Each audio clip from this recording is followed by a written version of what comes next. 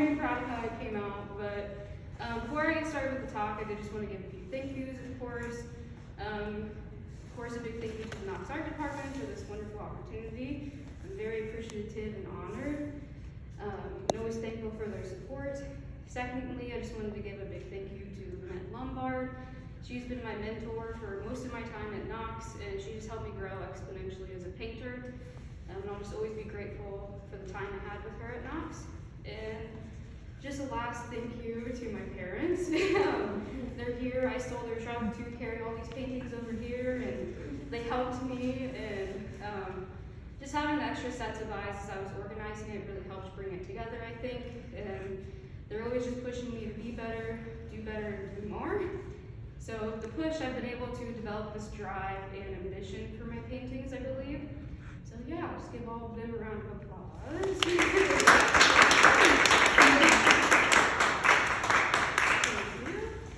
Okay, so this exhibition almost serves as a way to show the evolution of my paintings as I'm navigating the societal pressures placed upon feminine form and my experiences with that.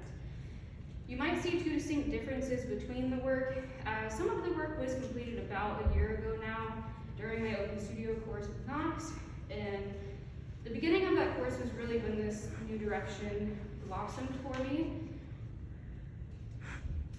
At first I was thinking a lot about the ideal feminine form and its relationship to my body, so how I fit within those standards.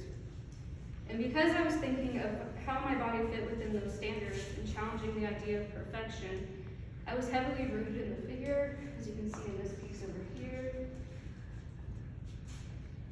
The way that I would work is I would pose myself and paint directly from that, or I would take pictures and paint directly from the photo of my body. So that's another reason I was heavily rooted in the figure. This was a way for me to see my body in very different perspectives that I normally don't see. And it was challenging at first because seeing my body in such unfamiliar ways was hard at first. Just felt like it wasn't me that I see every day. But the more I painted in this way, the more I began to appreciate my body. And my process of working back then included white canvas most of the time, and automatic processes. I would recall an experience with these pressures and that I had with these standards, and just kind of let my arm move over the surface and just let emotions and memory come out as I worked. Then I would step back and see if I could find figures, and if I did, I would pose myself to fit in that space and start blocking in the color. So because of this blocking in of the color, some of my work is segmented, but the segmentation works in different ways. Like this piece, for example, the colors become forces that push and press on the body, and it kind of creates this jarring effect when you first look at the work, but it holds you in the space as you're trying to figure out what's happening, especially that one down there as well. I leave nothing.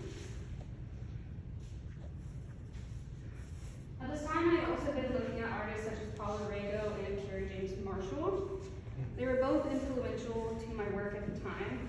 Rego was a feminist painter, and she worked very similar to me. She would force the viewer to kind of address their reactions to the women she painted, and she did that because she would also use these kind of unnatural and unflattering, I guess you could say, poses. And when you see them, you just kind of have to address your reactions to those. And Carrie James Marshall, I looked at him to see how he moved color throughout his composition, and I kind of took that from him. But after a while, I felt like my work was kind of developing habitual moments and crutches that I leaned on to resolve my work. So I wanted to find something new and break up this way of working so I could have like a fresh and exciting new start. So I started with my influences, who I was looking at the time. I switched to Jennifer Packer and thought that her work was very exciting because not only was her composition, but also her subject matter was very open, and there wasn't this overarching narrative in her work, and I was very excited about that. And I knew that's what I wanted my work to do too. So with that in mind, I moved on to this piece down here, if you guys want to look at it. This is Blood Pot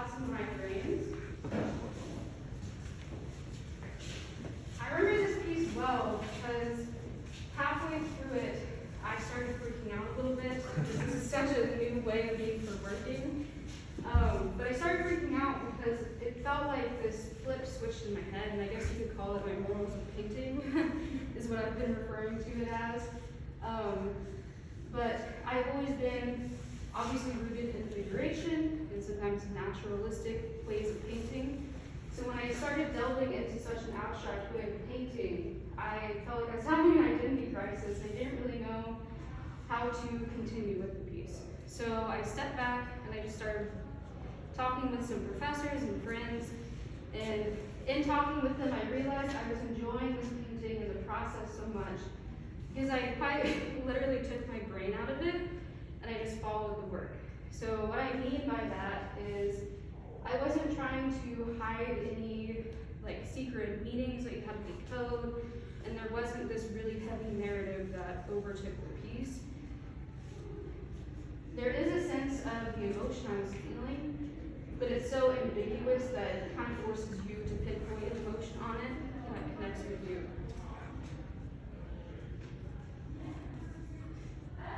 So, being excited with this, and not really knowing how to move on because I've never really worked this way before, I started smaller pieces which are back in that room, just trying to figure out a natural way to work with this abstraction that felt natural for the emotions and memories I was recalling.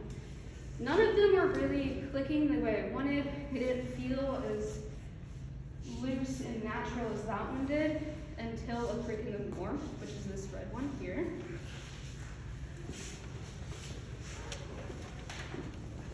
The main difference between this big red one and these smaller experiments, and most of my work really, the previous works that you'll see, is I started with the color ground first, which really brought a luminosity and atmosphere to the painting that the other ones may not have as much of. And I was just very excited to find that new step in my process. The other thing is, while I'm still using automatic processes, I was using it a little differently. So I would put gloves on and squeeze paint into my hands and just kind of rub it around like it was lotion almost. And then I would just put them on the canvas and move them all over. And this way of working was just so much different because the scale, of course, like it really made me use my whole body. And it was such an involved process. And I felt like I was having a really deep conversation with the memory that I was recalling and the paint. And it was just a great experience with this one.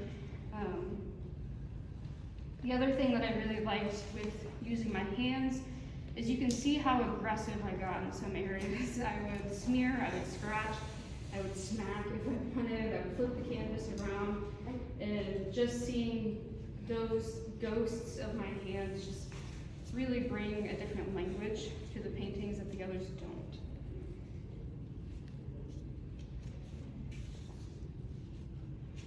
The other thing is with these newer works, so that includes this one, A Dueling Hum, and this one over here, which is White Cat, Red Flesh, is I was really separating my body from this direct perception of my physical body.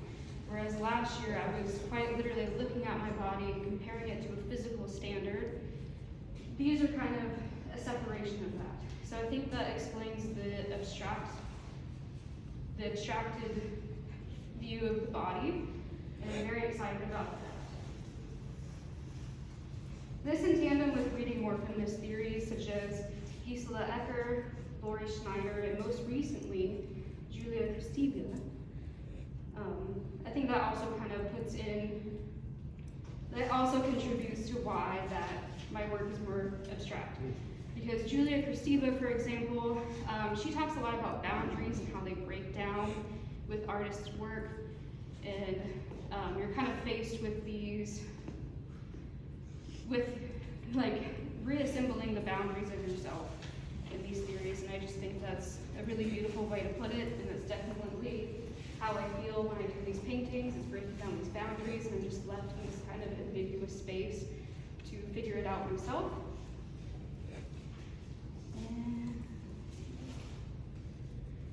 So after Prick and Then Warmth, I started thinking about this delicate balance between what is too much and what is too little, as well as materializing and dematerializing of shapes and form. And just trying to figure out how to do that with these subtle shifts of tones and color. With that balance in mind, I started looking at Cy Twombly's paintings to potentially find an answer to that. I haven't found an answer yet, but I think that's a good thing because I can keep painting and keep working and trying to figure it out on my own. But yeah, so the two newer paintings, which is, like I said, these two, I was really focused on this idea of materializing and dematerializing that I mentioned. While the colors are really intense, I wanted to see how quietly I could make the tones shift and how softly figures could emerge, but in contrast, how strongly can I get them to emerge through these colors. This new painting is the most abstract, but it's also the most exciting to me because the colors feel like they're integrated more organically in all of my work. And while they collapse in on themselves, they also try to push out, and this balance of these colors and like forces of them are just very exciting, and I can't wait to explore that more.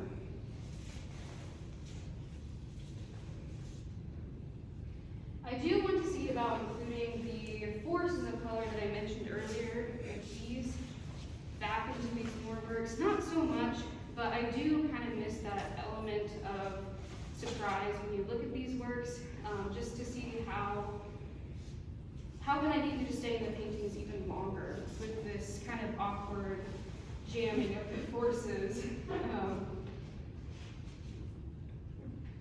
But yeah, and then color forces can also play into that question of what is too much and too little in the newer paintings, and that just adds another element to the works that I can explore.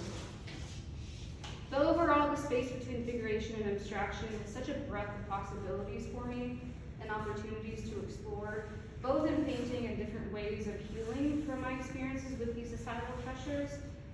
And I can't wait to see what directions the paintings take, and that I hope people, when they view them, they question the emotions that they feel when they look at them.